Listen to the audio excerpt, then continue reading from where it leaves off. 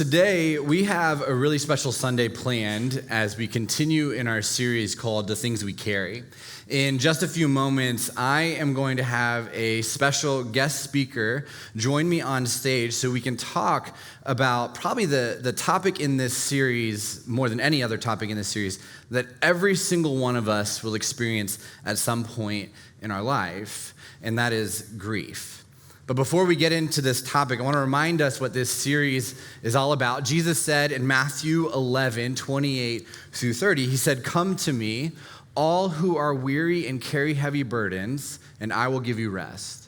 He said, "Take my yoke upon you, let me teach you, because I am humble and gentle at heart, and you will find rest for your souls. For my yoke is easy to bear, and the burden I give you is light." And so the phrase that we've been using in this series to describe how Jesus wants us to live is freely and lightly. And that doesn't mean that life is easy. It doesn't mean that life will be without trials. It means that we don't have to carry these heavy things all alone. Right? It's a life where Jesus teaches us and he shows us when we walk alongside him that the pain that we have, the struggles that we carry, that he will give us rest for our souls through those things. Right, it's this life where we link up with Jesus and we let go of the baggage we are carrying and we can live freely and lightly.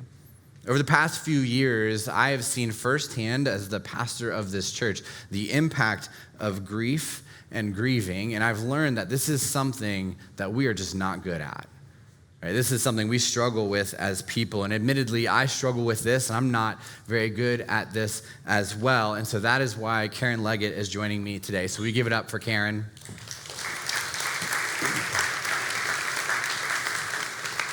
So, hi, darling. It's a good start. So Karen is a friend. She is a grief counselor, and her family are a part of Collective. And this February, Karen and her husband Justin sat down with me to share a little bit of their story on a podcast series that we're doing called Your Story Matters. If you didn't know, every Thursday we put out a new episode, and these are stories about real people in this church who have been through real things. And Justin and Karen shared in the first quarter of that series. We're about halfway through now. If you haven't checked those podcasts out, you just need to look for the Collective Church podcast and you should listen, because these are really good stories about life. And these are not stories that are perfect. These are not stories that have a nice little bow on it. And they're just stories about people who've been through highs and lows and what Jesus has done in their lives. And I would specifically encourage you to go back and listen to Justin and Karen's episode if you haven't, because there's a lot of stuff that you need to listen to in that podcast to fully understand what she's talking about today. But one of the reasons why Karen is up here with me is because she understands grief on a professional level, but also on a personal level as well.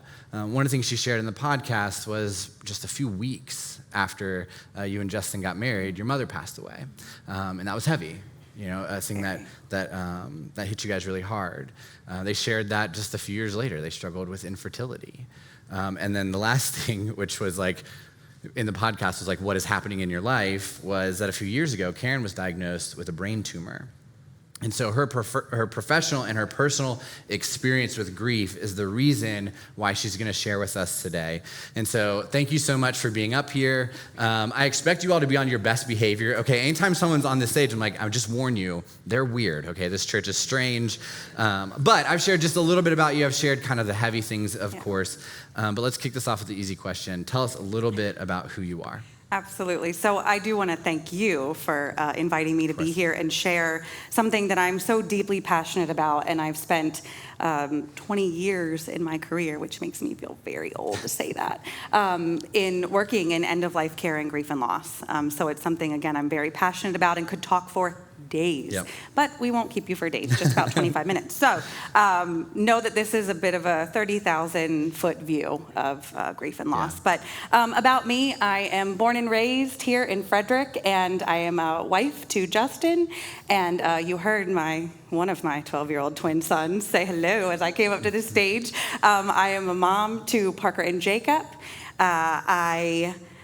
Oh goodness, what else? So as I mentioned, working in end of life, I am a board certified music therapist by trade. I have my undergraduate degree in music therapy and spent 7 years working in hospice care as a music therapist, administrator, bereavement counselor, before moving into my current role 11 years ago, which is crazy to say, as a family services coordinator with Infinite Legacy, which was formerly the Living Legacy Foundation of Maryland and the Washington Regional Transplant Community. So I work with families who are experiencing often sudden and traumatic loss and supporting them through that grief and through the organ and tissue donation process. And if that wasn't enough, I, 11 years ago as well, became the continuing education director for the Center for Music Therapy and End-of-Life Care, which provides continuing education to board-certified music therapists. And I develop and facilitate the curriculum to teach music therapists how to work in end-of-life care. This is why Karen's talking today and not me. Okay.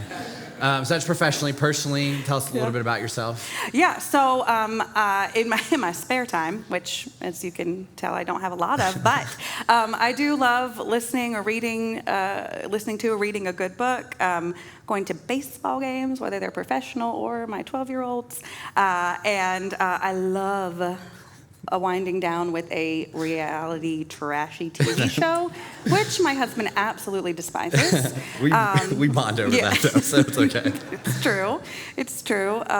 And it's a bit about me. So if you don't know, there are different areas of counseling, right? And as society and culture kind of catch up with the world and what it really needs, you're starting to learn that counseling goes just beyond like general counseling. And so there are things like marriage counseling, there's substance abuse counseling, but grief counseling is one of those things. And so can you tell us, what does a grief counselor do, and how did you get into that? Because that's not necessarily something I think anybody here is like, you know what I want to do? That. Sure. So tell us a little bit about grief counseling as a whole. I had no idea when I was 21 years old starting my internship in hospice that end of life would be my niche in my career. So grief counselors work in all sorts of populations, organizations, and even in private practice. And their role is to support individuals experiencing loss and transition in their lives by providing different counseling techniques to do so. In terms of how I got started in this field, obviously, as I mentioned in my postgraduate internship as a music therapist, I was able to co-facilitate a grief support group. Yep. And that's sort of where that started. And I've continued in my various roles providing that same support. And it's just something that works for me. Yeah, and you love it. I do. Yeah, it's one of the things that we talk about a lot when Karen and I sit down is how much joy there actually is in this field. And we kind of have this misconception that it's just all pain, and there is a lot of it, but there's also a lot of healing and a lot of hope and a lot of joy with that as well. So let's talk about the topic of grief, because one of the things I've learned from you is that grief is way more complicated than what we understand it to be. And really, there's this thing where there's this misconception that grief is just about sadness, but that's not actually true. And so how would you define grief? Yeah, absolutely. So grief is so much more than sadness. You're right. Grief is an individualized, nonlinear process of integrating major losses and life transitions into our sense of self and into our reality. So all of that to say, grief is a universal and a personal experience. I truly wish that I could sit here today and say that none of you will experience the pain of grief, but it is the one universal experience that we all share. Yeah, that was something when you told me I was very enlightened by, because it's this thing that every single person in this room will experience at some point in their life. You know, and so such a big part of that is having the tools and having the understanding, because it is this shared experience, which means, you know, sometimes I'll say stats. If you look around this room, half the people in this room have been through this thing, right? But the reality is, if you look around this room right now, every single person in this room will experience some sort of grief in their life. Every single one. So, but it's this feeling of we're alone and we're going through it by ourselves. And because of that, we've kind of put it in this box of it's just sadness. If I don't see sadness, therefore it's not grief, but it's universal. You know, we all experience this. So last year, any of you watch WandaVision? on Disney, I think. Okay. So there was this quote went around the internet about grief, and it said, "I've never experienced loss because I've never had a loved one to lose. But what is grief if not love persevering?"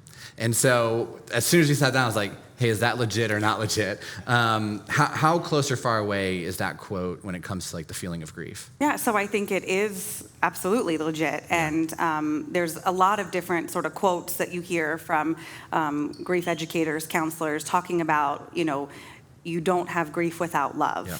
It is more, of course, than just that, but I think that was a really beautiful quote and really reached people in a very appropriate way. Yeah, it got people talking about it, right? Like some of you shared it on social media, even though you're still trying to figure out what grief is, but it hit you in that space where you said, okay, like I know what that feels like, and I'm gonna dig into that. So let's keep pushing this part of the conversation though. So what constitutes grief? Yeah, so I like this phrase that I was taught by a mentor very early in my career. Change equals loss equals grief. Let that sink in for just a second. Yep. So grief is not something we only experience when someone or something dies.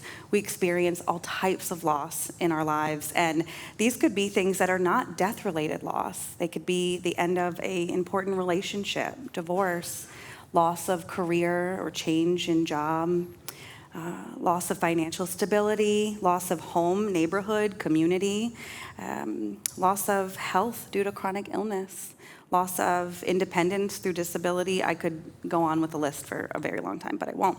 I want to really mention and bring home to you that even positive change can elicit feelings of grief. So thinking about changing jobs as an example, you may be seeking out, a different employment opportunity, and it's the new job is great. Maybe it's more money, closer to home, all the things that check the boxes for you. But maybe you like the people you work with in your current job. By leaving that job, you may have feelings of grief, even though you're moving on to something bigger and better. And I think that's, COVID probably made this more relevant for us, because if you think about it, it's this shared human experience. But when COVID happened and it shut everybody down, there was loss, right? It was change. It's the reason why, to be honest, as a society, we reacted so poorly to it. And it's because we were grieving and we didn't know it. And we were just told, we'll get through it. There's a light at the end of the tunnel, but we refused to acknowledge the fact that there was some major changes in our lives a few years ago, and that made us feel things, and we wrestled with that, and we struggled with that. And to be honest, most of us just kind of bared down and tried to work our way through it, but we know that with grief, that can't be the way we go through it. I do just want to hit this again, is grief starts with change. Okay? We think that it starts with loss, but it starts with change. Change is already hard, right? Some of you would say you do not do change very well. But every source of grief starts at this change at some point in our life. And I'm thinking, we have some friends who moved away a few months ago. They love this church, but the move was the right move for them. It was the best for their career. It was the best for their family. But there's still grief in that because they stepped out and away from this community, and they're wrestling with those two feelings of this was a good thing. They needed to make that change, but they lost something. And that's the thing that they're struggling with right now, because it starts with change. It's not just about loss. All right, so next question. Now that we understand that everybody has some form of grief in their life, how do I know? Like sitting in this room right now, if they were to check themselves, how would we know if we are grieving? So grief is a full body experience. It affects your mind, body, and your spirit. I'm going to go through a list of different things that people may experience in grief. It's not an exhaustive list, but it'll give you some ideas. Grief can affect your cognition, maybe bring thoughts of disbelief, confusion, lack of concentration, memory issues, spirituality. It can often disrupt your worldview and experience a crisis of meaning or belief, maybe starting or stopping believing in God. Questioning, it leaves you questioning maybe your core beliefs. And behaviors. There can be sleep disturbance, too much or not enough, appetite changes, forgetfulness, lack of concentration again, social withdrawal, impaired work performance, a change in relationship, maybe even avoidance of certain things, people, places. Emotionally, we've talked about sadness. Of course, there's sadness and grief, but there's also anger, fear, guilt, anxiety, loneliness, numbness, depression, abandonment. I mean, we could go on and on. Physical, how do we feel grief in our bodies? There could be a hollowness in your stomach. You hear people talk about the pit in their stomach, a tightness in their chest, dry mouth, elevated blood pressure, sensitivity to noise, weight loss or gain, exhaustion, insomnia. You see all these things sort of conflict with each other. Those are some just bare minimums of feelings that you could experience. Yeah, and so part of the conversation today is understanding that there is sorrow and there is sadness when there's loss, but that isn't the only way that we feel when we're grieving. And so part of it, if we go back to week 1 of this series, and if you weren't here, we would encourage you to go listen to it on the podcast, but in week 1 of this series, one of the things we talked about is we have to ask ourselves, what are the things that I'm carrying, and what is the impact of those things? And so if you are feeling any of those feelings, like any of the things that she just brought up, you kind of have to check yourself. Right? You have to step back. Why do I feel anger? Why do I feel sadness? Why do I feel this anxiety? Why do I feel kind of the swings of it? You know, there's a lot of mood swings in grief. It's, one day you're fine and the next moment you're not. And it could be a ton of other things that you are wrestling with, right? It's the weights that we're carrying. But it could also be grief. And you really kind of got to check that, and you got to kind of dig into that, because it's not as simple as just the tears that you see falling from your eyes, right? It's all these other things that we go through. So one of the things that you and I talked a lot about on your podcast, but also when we sat down to grab coffee, is universally, like, we're not good at this, right? We are very bad at grief. And so why do we as people, understand that we all universally experience this thing, why do we struggle with grief? Because we suck. Seriously. That's it. That's it, period. No, as a culture here in the U.S., we tend to see grief as an illness or something that needs to be treated rather than something that needs to be attended to. Yeah. Most of us, including myself, work for companies and organizations that offer very little or 0 days of bereavement leave when you experience the loss of someone in your life. For example, the hospice company that I worked for when my mom died 14 years ago, we actually had a really great offer of 5 days of bereavement leave. But as you can imagine, experience the traumatic and sudden loss of my mom, I was not ready to go back to work after just 5 days. That was not enough. And so that's one place, one small example where we don't do well in taking care of each other. Folks are hurried and rushed to return back to normal life. Yeah, and a lot of that is on us and our choice, right? We want to avoid the pain. We want to avoid what we're feeling. But also, like, as a culture, we don't do this well. Mm-hmm. And it's something that, like, I would encourage anybody who's, like, trying to get a new job, especially if you're young in your career, ask them about bereavement leave. Because one of the things you'll learn is you'll get, like, 3 to 5 days for a parent, and you'll pretty much get no days for a cousin or a friend, or people who aren't, like, immediate family. But a lot of you, those are the people who carry you through those things, right? And so it's a question to ask, and it's something to really push on, because you have to have time. 5 days isn't enough, even if you know it's coming, right? Even if you are at end of life with someone you love, even if you know there's a move, even if you know these things are happening, 5 days is never going to be enough. You have to take the time that you have, and you have to do it the right way. But you also have to understand that it is not a quick fix. It's not something that just goes away. Grief lasts for a very long time. And I want to mention that while people in our lives, very often, they mean well and they want to offer support, but they come short. And by that, I mean, we can minimize each other's losses. People say things that maybe aren't so helpful, but they feel like they're trying to be comforting to you. Like, those statements include, it's all for the best, or they're in a better place. No. One of my personal favorites is, it's God's will. I disagree. We've talked about that a lot. That's not the way it works. Yeah, and part of it too is, like, I heard this a few weeks ago. A friend of mine and I were talking about grief. One of the worst things that you can do when caring for other people's grief is ask them what they need. Right? Because what you're doing is they're already wrestling with these things. They're already having to make decisions. They're already trying to figure out, how do I process this? How do I care? But one of the worst things that you can do is just say, hey, tell me what you need. Because what you're doing is you're taking another thing going, hey, this is on your plate now. Really, the best thing that we can do as a society is say, I'm going to do this thing. Right? I'm going to bring you meals. I'm going to do your laundry. I'm going to mow your lawn. I'm just going to sit outside, and when you're ready to talk to somebody, come and talk to me. But we do that, and we do a lot of the, hey, just tell me what you need, is because we are uncomfortable as people with grief. And one of the hard things about grief is that we almost treat it like it's this topic that's off limits. Right? We give people this really small grace period where they're allowed to feel what they feel, and it's about 3 to 5 business days. But after that, there is this expectation that it's time to move on. It's time to start moving in the right direction. And maybe we don't expect them to be completely to a place that's like a good place, but we do expect them to really start moving forward after that period of time. And part of this is because we, as people, are uncomfortable with other people's sorrow. Right? We are uncomfortable with other people's anger or their numbness. Right? We have been taught that when bad things happen, we toughen up. Right? Or one of my favorite men, you know this, your father has probably said this to you before. You start experiencing loss and they say, boys don't cry.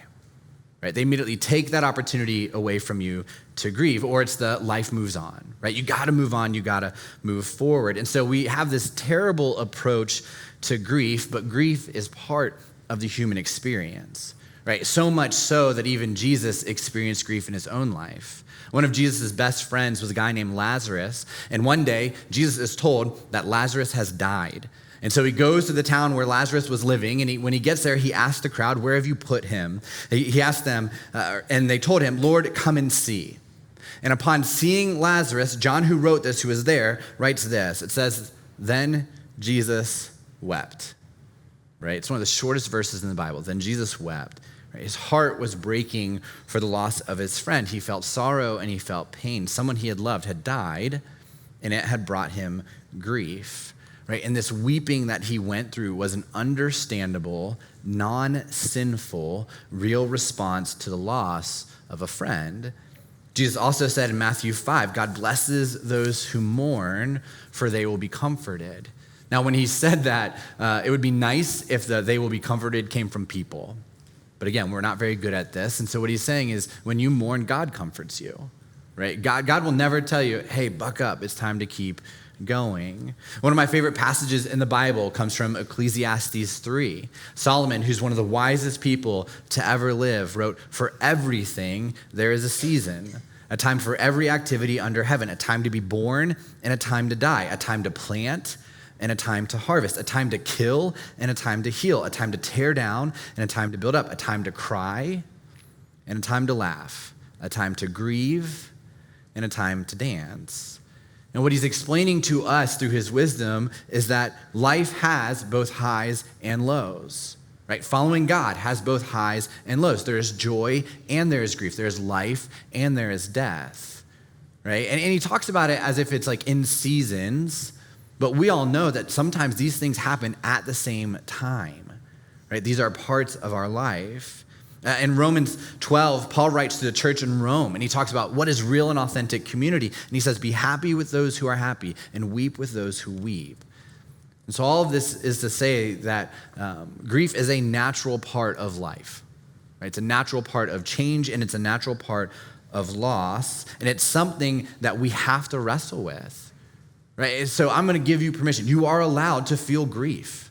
You are allowed to do that. You don't need to move on right away. Right? You don't need to buck up. You don't need to hide the way that you're feeling. And we have to get to a place as a society and as a culture and as a church where we understand that, because if we don't, we will never heal. We will never grow. We will never be able to move forward kind of into this new life that exists for us. And so with all of that being said, right, we have permission to grieve. Karen, how would you suggest that we handle grief in our own life? Yeah, absolutely. So, Michael, as you said, grief is not something that we can get over. It is a mountain that we must climb and move through. Yep. And it never really ends. As I mentioned before, there's no end date. I sit here 14 years later, and I still grieve my mom's death. Not all the time, not every day, but there are moments. Yeah. As we move through the experience of grief, again, I want to remind you, it takes time. It's important that you practice self-care. I know it's far easier said than done, but that would include things like prioritizing your basic human needs, making sure you're getting rest, making sure you're getting nutrition, exercise. I like to call that sweat therapy. Just even taking a walk can help you in those moments. Trying to stick to a routine. Grief interrupts your sense of normalcy and therefore disrupts the emotions in the process. Sticking to a routine can help you regain a sense of control. Attend to those emotions. Michael just talked about that. Don't stuff them down. You've got to name what you're feeling and really attend to them. Resist the urge to distract yourself by keeping busy. Anyone here do that? Me? And don't be ashamed to cry or express those emotions. Moving your grief outward by expressing your feelings in ways that make sense to you. So journaling, writing, storytelling about your loved one, making or listening to music, making art or even collage work. My personal favorite is breaking stuff. That's good. Yeah. So, they've opened a rage room here in downtown Frederick. I haven't been, but I was thinking last night, I'm like, oh, this could be a nice small group idea. Just break things for 8 weeks. That's good. Yeah. I'll be there. So having that physical outlet could be appropriate. In appropriate ways, okay? Yeah. And part of that, too, is being vulnerable. Right? Part of that is talking to other people about it, because you might not fully understand why you're feeling what you're feeling or what that feeling is. But isolation is also one of the big detriments to grief, is because you kind of just sit in that place. And finding the right people that you can sit down with and say, hey, here's what I'm struggling with. I think I'm feeling this way. Right? I think I'm still mourning this loss. I think, 1 year, 10 years, 20 years later, this still hits me on that day, or when the sky looks a certain way, or when I feel that feeling, that memory comes up. And being able to have people in your life where you're able to communicate and process and have part of the conversation is a huge part of that as well. Yeah, reaching out to others and remembering and realizing the connections that you have that remain in your life even without your person. Yeah. And it's okay to take time. People say, I just need to be alone, and that's okay. But also, don't isolate yourself. Yeah. And that kind of leads us to the second part of this question, because I think the thing that I've learned the most in seeing the grief that you all have experienced is that there's this point in grieving where people are with you, and it could be days, it can even be weeks, but at some point, they move on.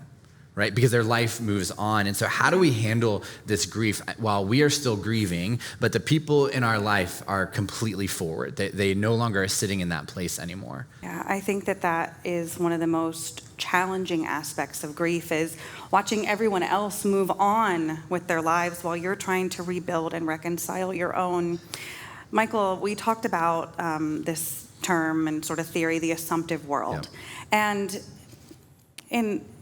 basically, before your loss, you could make assumptions about your life, things that have led you to believe that the world makes sense, things are logical. If you do the right thing, everything will be okay. And then you experience the loss of someone you love. And that challenges and it changes your assumptive world. Therefore, you realize that in your worldview, it can't always be accounted for. Those things that made sense before may not be accounted for or be able to be reconciled.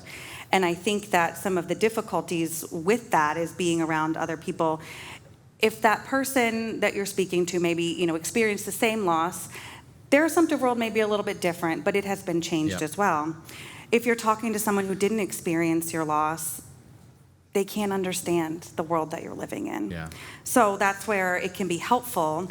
You've got your people, you reach out. It can be helpful to speak to a therapist or a grief counselor, and that they're a third party. They're a non-biased opinion. They don't know you, they don't know your person, and that can really be beneficial as well. Yeah, and so making this as blunt as I can, when you experience grief, your life is never the same. Okay? And when you try to make it the same, it's just going to create chaos more pain, more trauma, more insecurity, more fear. It could lead you to further into addiction or deeper down that path. When you go through these things, the life you had before is not the life you have moving forward. But the struggle is that the people around you, the life they had before is still the life they have moving forward, right? Think about it like train tracks. When you experience this type of loss, you literally shift over to a separate set of train tracks. Now, you might be moving in the same direction, but the tracks are gonna ride a little bit differently. They might be a little bit bumpier, right? They might have a little bit more meandering as you go through. You're still moving in the right direction or the direction that you're trying to head in, but it's just different this time. And so when you go through these losses, you can't say, but it used to be like this, right? That's the assumptive world. That's what it used to be like. It cannot be like that anymore. Right? And that is why, we either compartmentalize and try to avoid it, and those days and those nights and those weeks bring pain, those anniversaries, or, we lean in and understand this is my life now, right? And that is okay as long as you continue to work through it. But part of the tension we feel is we as people don't understand that their life has changed, right? We don't fully grasp that because our life hasn't.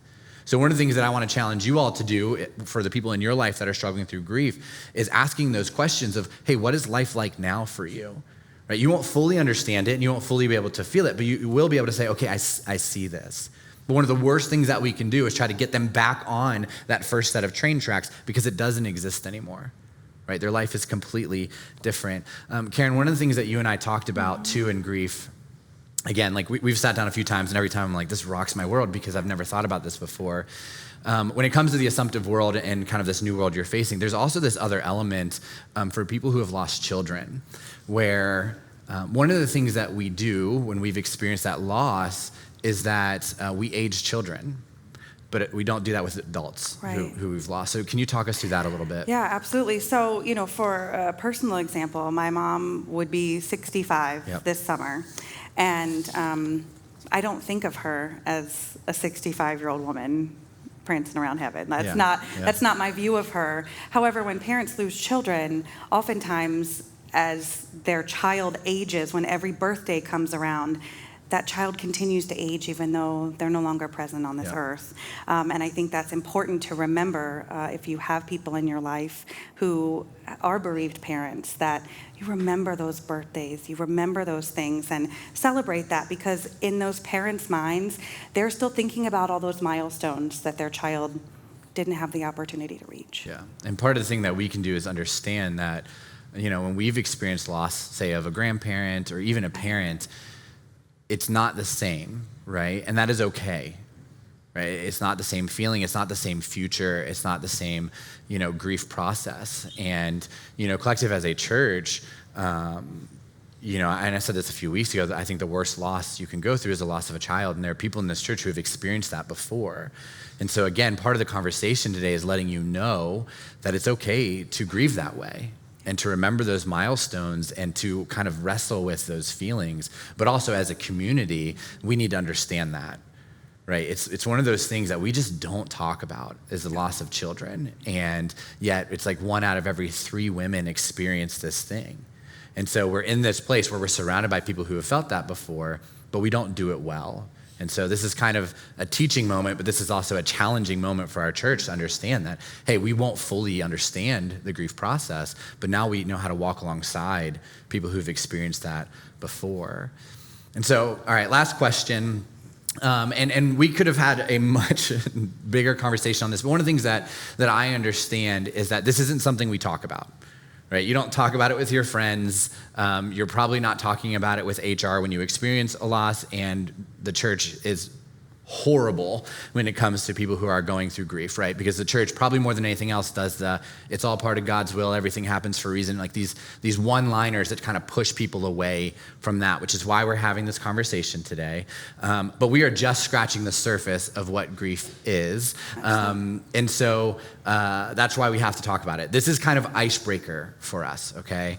This is not the fullness of the conversation, but this is us sitting in a room together going, okay, our understanding of this is different, therefore we are now different, right? And that's a good thing. That's a lot of what we try to do here at Collective. And so it's important for us to acknowledge grief, but it's also important for us to have the right resources, because the goal isn't just to get over it. It's not just to move on, because the truth is your life will never be the same. We cannot shove it deep down in our soul. Right? That's why it's in this series of the things we carry. Some of you are carrying grief, and the idea isn't you take that brick and you chuck it out the window. It's saying and acknowledging, I have this, and I need to really wrestle with what this means for me. And so we're going to put some resources up on the screen really quickly. And I would encourage you, take a screenshot. There's 2 slides. We're going to post it on social media this week. But specifically, the first resource on the first slide is something that is really near and dear to who you are. So will you talk us through that? Absolutely. So what'syourgrief.com was developed by 2 colleagues of mine who I've worked with in the organ and tissue donation world. And they both experienced parental loss in their 20s, very much like myself. And when they were looking for resources and things, there just wasn't something out there for them. And so they developed what is now an incredibly robust organization, more than just a website, and what'syourgrief.com. I encourage you to take a peek at that. There are webinars that you can look at on your own time. There are blog posts. There's so many resources that are there, and I encourage you to check them out. There are peer support groups, so things that are run by other grievers, people who've experienced what you've experienced, and they can be in person or online. Professionally led support groups or counseling, as we've talked about, are different opportunities. I always encourage people to, if they work for an employer that has an employee assistance program, the EAP, I encourage folks to look there if they really have no idea where to look first, because in those programs, they have resources for you. Local hospice and end-of-life care organizations, so I know Hospice of Frederick County offers different support groups. There are many other hospices in the state that do that. Our organization, Infinite Legacy, we offer support, webinars, workshops, things like that, and we offer them to the community at large, not just our donor family. So there are many different arenas and areas for you to check out some support. Virtual counseling, this has really come leaps and bounds in the last 3 years, as you can imagine, where you don't have to leave your home to reach out to a qualified professional. So those different websites are listed there as well. There's also some crisis hotlines that are available for those who are really in difficult places and need somebody 24/7. I do want to recommend one book to you. It's not up here, I'm sorry. But it's because I've had it on my bookshelf for, I don't know, probably 2 years, because I'm a book collector versus a reader sometimes. And it is called It's Okay, You're Not Okay by Megan Devine. She is a psychologist who experienced the loss of her husband when he was 39 years old. And she realized, even as a professional, that we suck at this. So I encourage you to check that out. I'm actually listening to it. Started this week, so I'm really, really digging that.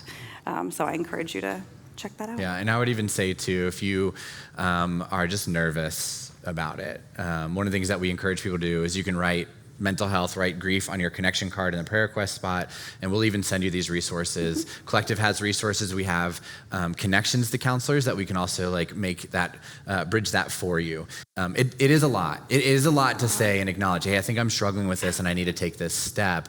But consider this the first step. Even as a professional, I got my master's degree in thanatology, which is the study of death, dying, and bereavement, and my degree was conferred 1 week after my mother died.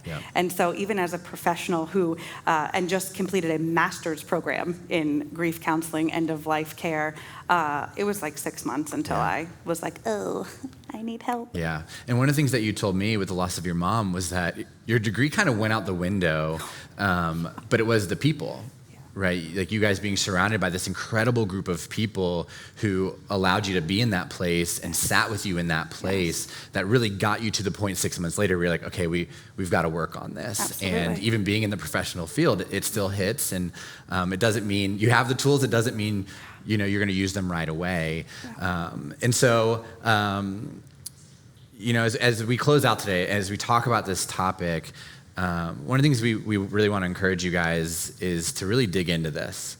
A lot of you are grieving right now, and maybe you don't know it. Maybe today is like kind of a punch in the face when it comes to the way that you're feeling. But the other side of that is, because it is a shared human experience, at some point you'll experience this type of thing. And our hope and our prayer is that this is the beginning of that conversation. And so will you do me a favor? Will you give it up for Karen? Thank you.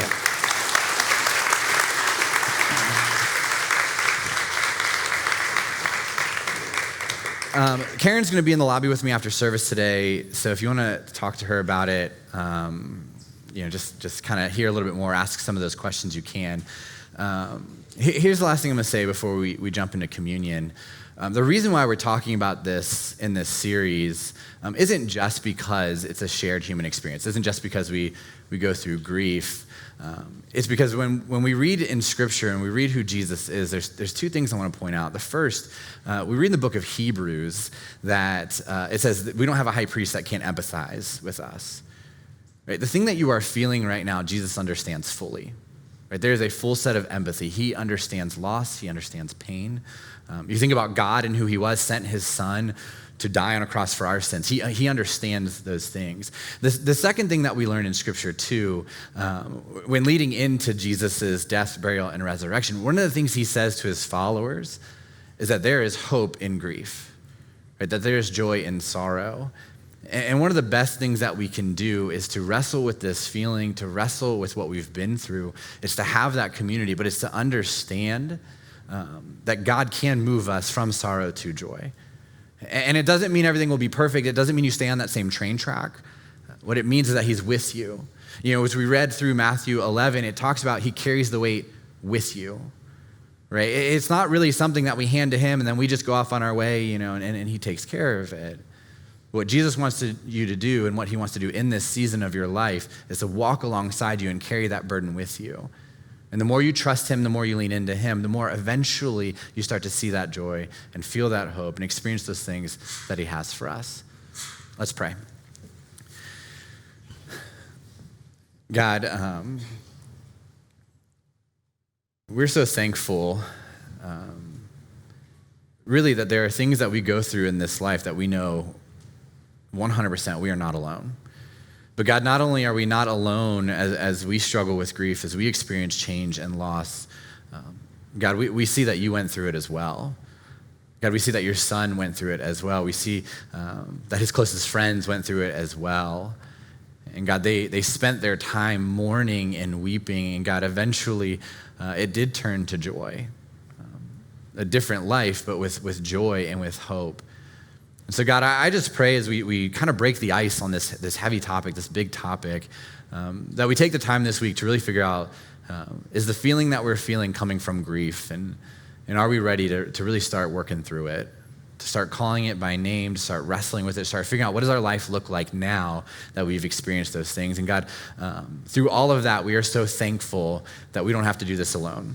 God, that it's not our own strength, that it's not our own power, it's not our own understanding and wisdom, but God, that we could link up with you, we can link up with your son, and we can walk together.